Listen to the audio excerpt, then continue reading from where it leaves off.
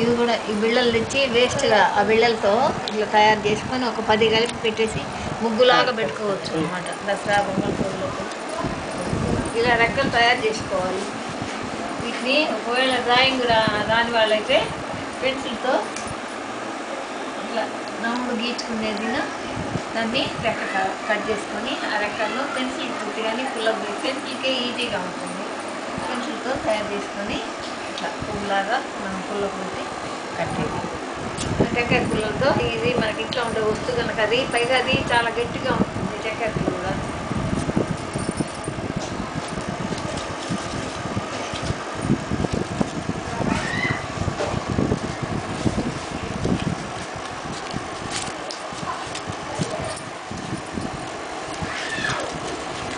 రెక్కలు ఎలా ఉంటాయో రోజా పువ్వు రెక్కలు ఎలా ఉంటాయో అలా మనం వాటిని మర్చుకొని గట్టిగా మర్చుకొని దారం కట్టేసి గట్టిగా దారం కుట్టాలి.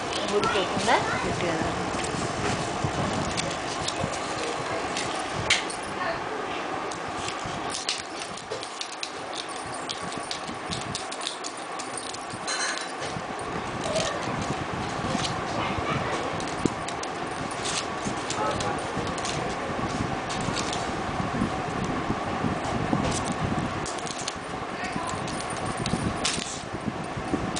ఇట్లా గొట్టాలకు పెయింట్ చేసుకొని దీన్ని కూడా ఇట్లా కవర్ లాగా పెట్టుకొని ఒక దానిలో పెట్టుకోవచ్చు.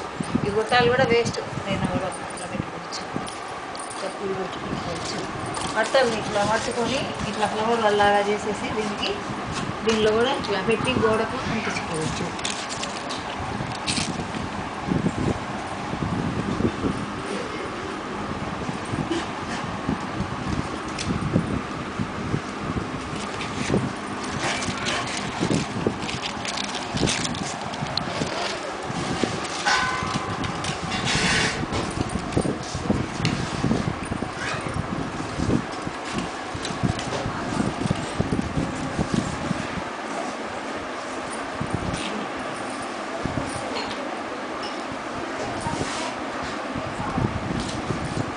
కట్ చేసుకొని పెన్సిల్ పెట్టుకుంటే మనకు రెక్కలు వస్తాయి. అంటే అవి మనం మర్చినట్లుగా ఒక పువ్వు షేపు అందంగా ఉంటాయి.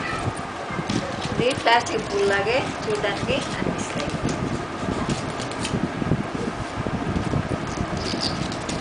ప్లాస్టిక్ కవర్లతో వాటిలో కూడా చీర కవర్లు వస్తున్నాయి కదా, వాటితో కూడా కవర్స్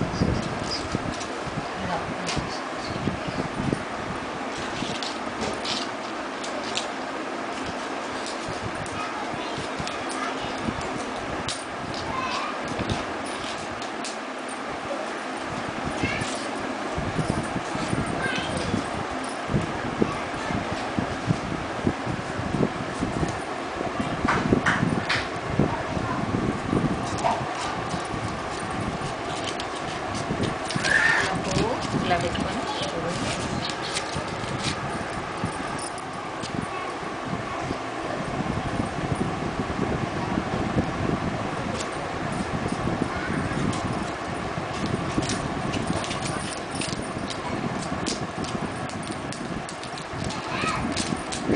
అలా మార్చుకోండి.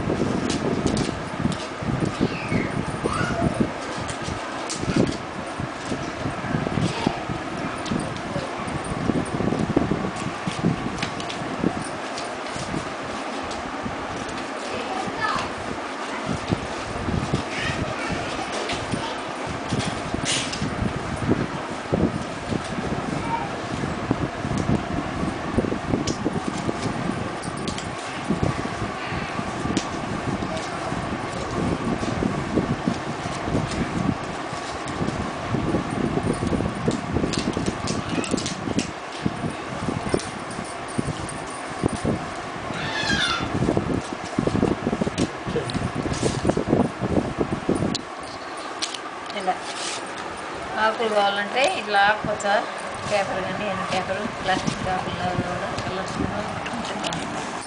ఇలాంటి బుక్స్ అమ్ముతారు, ఇవి తెచ్చుకొని ఆకులు పూలు తయారు చేసుకోవడానికి బాగుంటుంది.